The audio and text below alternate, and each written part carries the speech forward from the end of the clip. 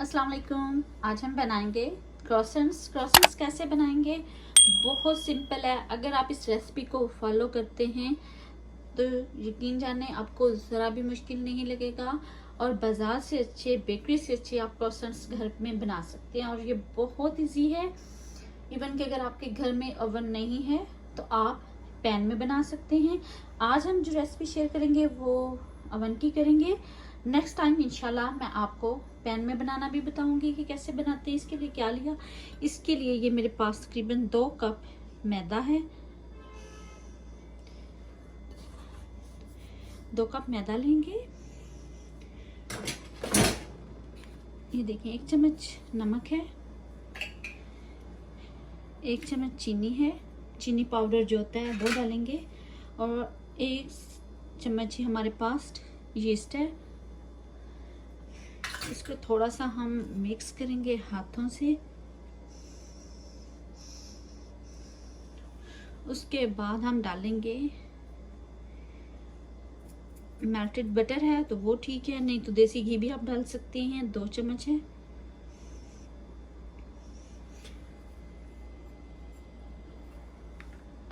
इसको मिक्स करेंगे।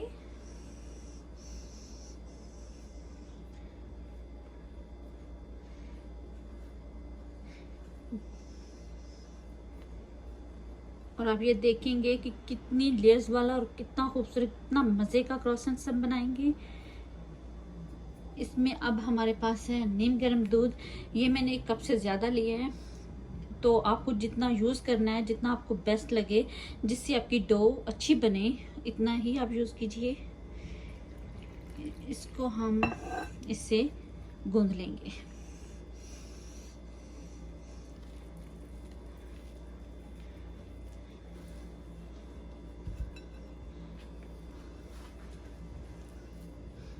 आपने इस डो को बहुत ज़्यादा सख्त नहीं रखना।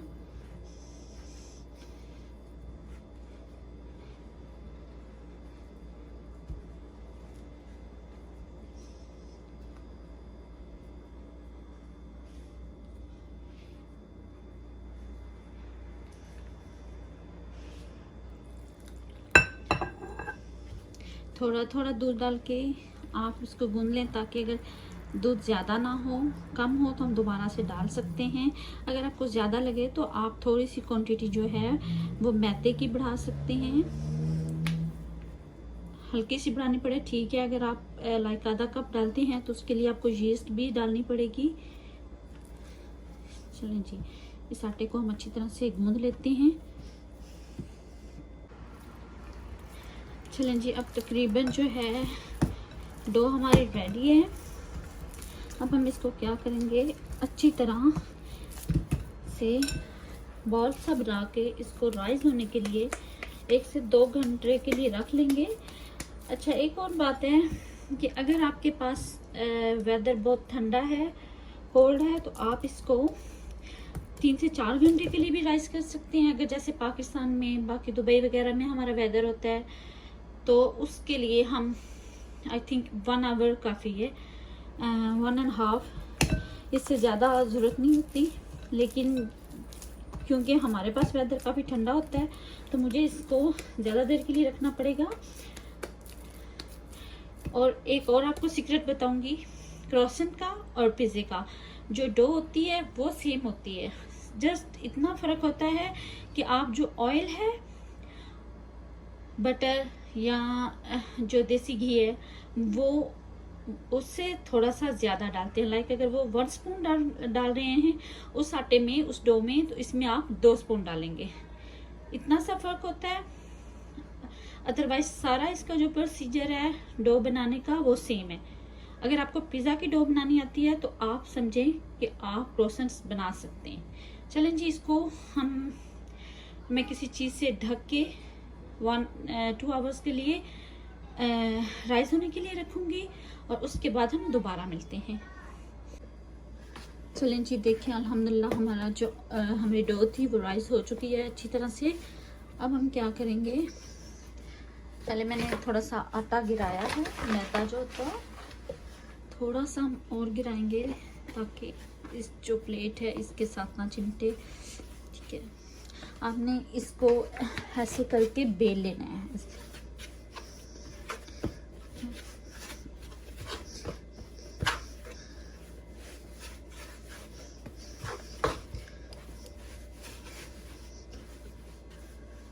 चलें जी, इसको मैंने कर लिया। अब आपने क्या करना है, इसके छोटे छोटे हम पेड़े बनाएंगे। ये देखिए, काट लेंगे इसको ऐसे करके।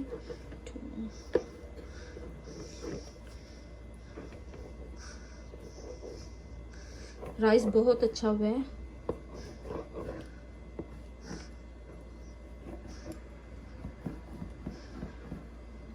देखिए 1 2 3 4 5 6 7 8 9, लाइक 9 जो लेयर्स हैं वो इसकी बन जाएंगे। चलिए ठीक, अगर आपको बड़ा लगे तो आप और भी छोटा कर सकते हैं।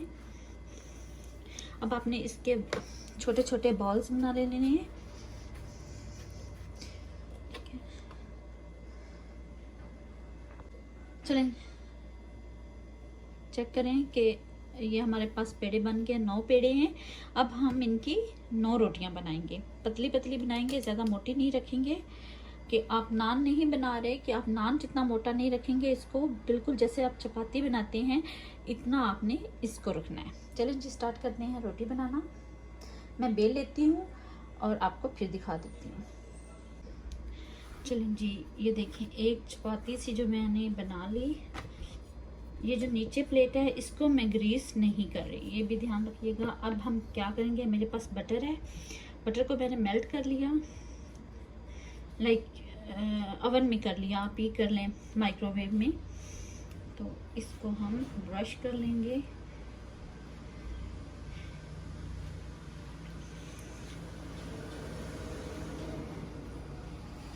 अच्छी तरह से ब्रश करेंगे कि जो हमारे पास पूरी रोटी है ये ब्रश हो जाए। चलें, इसी तरह मैं 1 बाय 1 रोटी बनाऊंगी, इसके ऊपर रखती जाऊंगी। मैं आपको दिखाती हूँ नेक्स्ट स्टेप भी। चलें जी, हमारी एक और रोटी तैयार है और ये ध्यान रखिएगा कि शेप सेम ही हो। ठीक है, अभी हम इसको दोबारा से बेलेंगे तो हम इसको बिल्कुल सेम करेंगे। ऐसे करके आपने 1 बाय 1 जो हमारे पास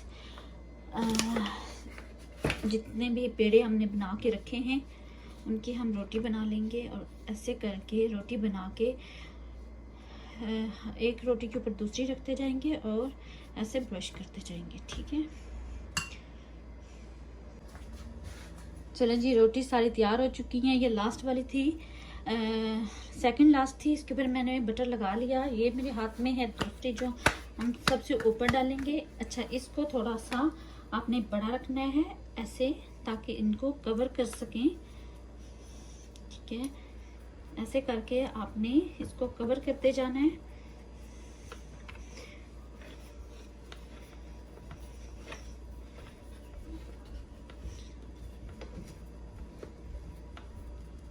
अब हमने इसको किसी रुमाल से, स्टाइम पेपर से या किसी बर्तन से आपने कवर करके तकरीबन 20 मिनट के लिए रेफ्रिजरेटर में रखना है। फ्रीज़र में नहीं रखना, रेफ्रिजरेटर में रखना है, ताकि एक दफ़ा ये अच्छे तरीके से सेट हो जाए।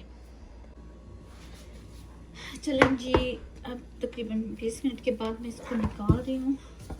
अब हम रखेंगे इसके ऊपर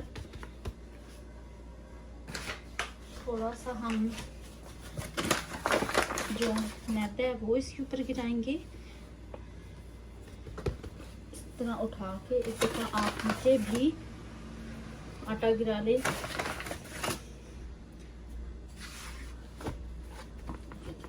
अब हम इसको बेलेंगे। बेलेंगे कैसे, आम रोटी की तरह नहीं बेलेंगे, थोड़ा सा डिफरेंट तरीके से बेलना पड़ेगा। चलिए जी, आपने ऐसे ऐसे करके आराम आराम से, क्योंकि इसके अंदर बटर है तो ये है कि एक रोटी से दूसरी रोटी अलग ना हो। इसी वजह से जो लास्ट वाली रोटी थी इसके ऊपर हमने बटर नहीं लगाया, क्योंकि फिर बेलना मुश्किल हो जाता। चलिए, ऐसे ऐसे करके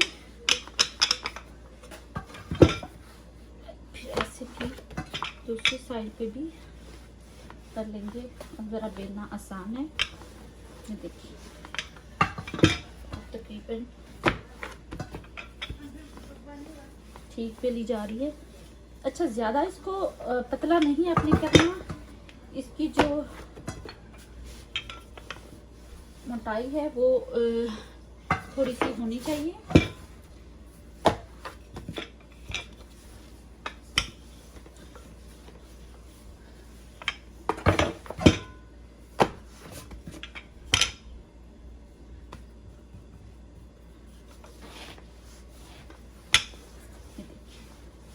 काफी बड़ी रोटी बन चुकी है, ये देख लें। और इसको तकरीबन इतना ही मोटा भी होना चाहिए, आप देख सकते हैं। अब हम क्या करेंगे, मेरे पास इसके ऊपर जो है जगह कम है तो मैं इसको नीचे रख लूँगी।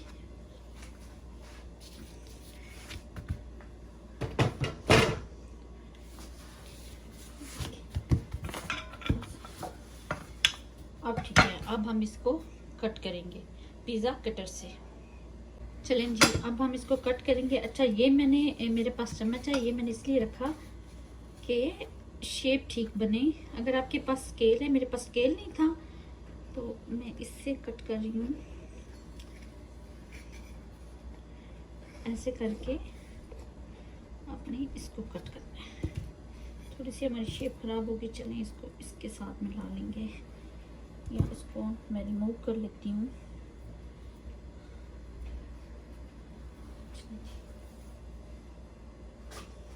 अब ऐसे ही हम इस साइड से भी कट करेंगे।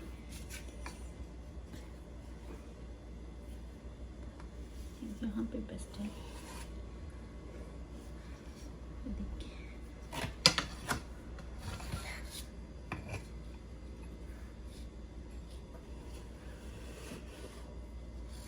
देखिए ये भी कट हो गया, सही है। अब हम क्या करेंगे, अब हम ये जो पीसेस हैं इनको भी दरमियान से कट करेंगे, ऐसे करके।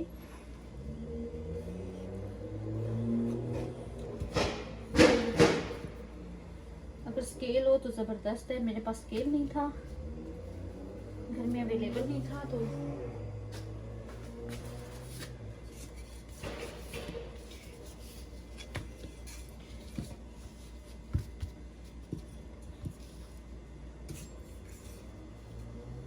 इसके मैं 3 हिस्से करूँगी। ये थोड़ी सी बड़ी है,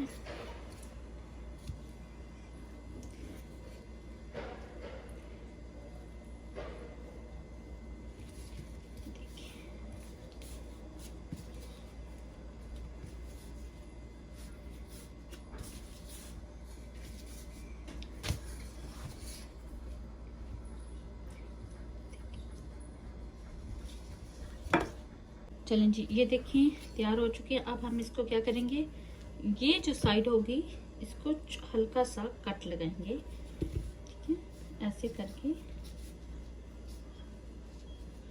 अब हम इसको ऐसे करके बिल्कुल अच्छी सी शेप नजर आएगी, ये देखिए। अब हम उसी प्लेट में, इसमें हमने पहले इसको सेट होने के लिए रखा था, उसी में दोबारा रख देंगे। ऐसे ही मैं सारे जो ये सारी लेयर्स हैं इनको ऐसे ही हल्का सा कट लगा के तो मैं दोबारा से उसी प्लेट में रख दूंगी।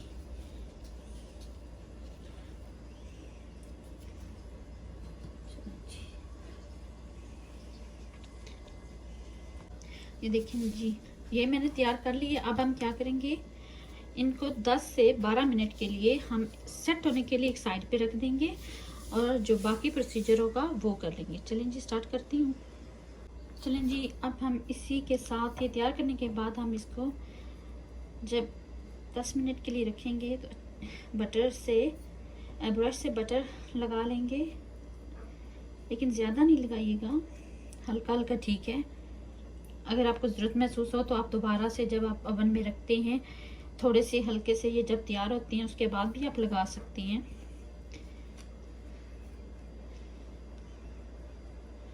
चलें जी, अब इसको दोबारा से मैं तकरीबन, अभी 5 मिनट हुए थे रखे हुए, तो तकरीबन 5 से 6 मिनट के लिए मैं मज़ीद रखूँगी। यहाँ पे मैंने लिया 1 अंडा। अब इस अंडे को मैं खाली मिक्स नहीं करूँगी, इसमें दूध डालूँगी। दूध डाल के हम इसको मिक्स कर लेंगे। दूध मैंने ज़्यादा नहीं डाला, ये देखें थोड़ा सा दूध डाला। इसको अच्छी तरह से मिक्स करेंगे।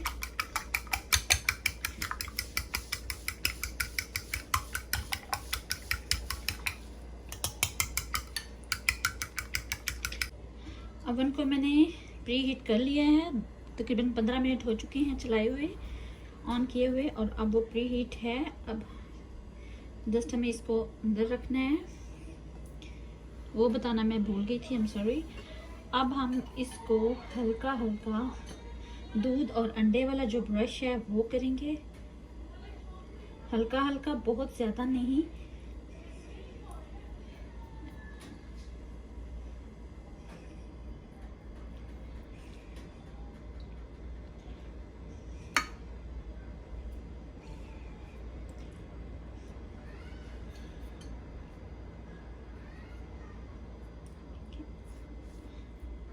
चलें जी, ये रेडी हैं, ब्रश मैंने कर लिया। अब 15 से 20 मिनट के लिए हम इनको बेक करने के लिए ओवन में रख देंगे।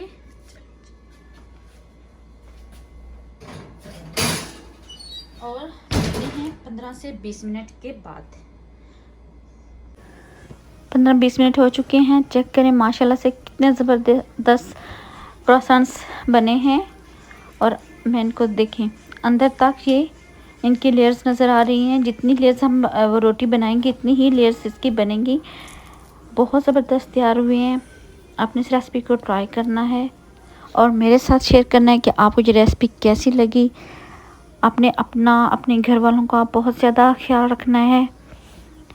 नई वीडियो तक के लिए मुझे दीजिए इजाज़त, और मेरे चैनल को जिन्होंने अभी तक सब्सक्राइब नहीं किया प्लीज़ सब्सक्राइब कर लें, बेल आइकन को दबा दें ताकि आने वाली हर नई वीडियो आपको मिल सके। अपना बहुत ज़्यादा ख्याल रखिएगा। अल्लाह हाफिज़।